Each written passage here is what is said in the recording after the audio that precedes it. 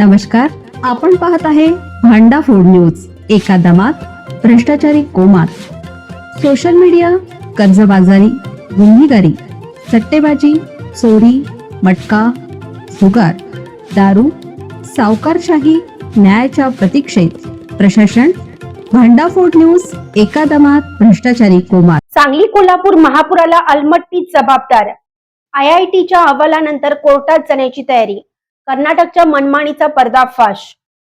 कृष्णा, वारणा आणि पंचगंगा नद्यांच्या खोऱ्यातील सांगली, कोल्हापूर व सातारा जिल्ह्यात वारंवार येणाऱ्या महापुराला कर्नाटकातील अलमट्टी धरणाची उंची आणि त्याचे मागे तुंबणारं पाणी जबाबदार आहे, असं मत कृष्णा नदी महापूर नियंत्रण कृती समितीने अभ्यासाअंती मांडले होते. अलमट्टी धरणात नियमबाह्यपणे साठवले जाणारे पाणी सांगली जिल्ह्यातील महापुराच्या परिस्थितीस कारण आहे. यासाठी अभ्यास करावा म्हणून समितीने पाठपुरावा केला. IITकडे या संदर्भातील अभ्यासाचं काम सोपवलं होतं. या संस्थेचा अभ्यास पूर्ण झाला आहे.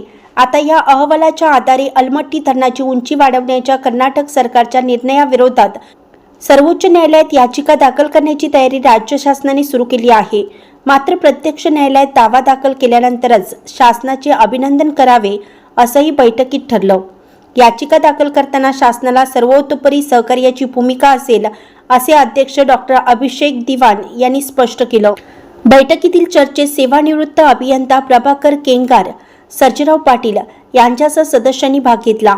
विजयकुमार दिवाण आणि प्रभाकर केंगार यांनी लिहिलेल्या महापुरुषांशी 2 हात या पुस्तकाचं प्रकाशन समितीच्या वतीनं करण्यात येणार आहे.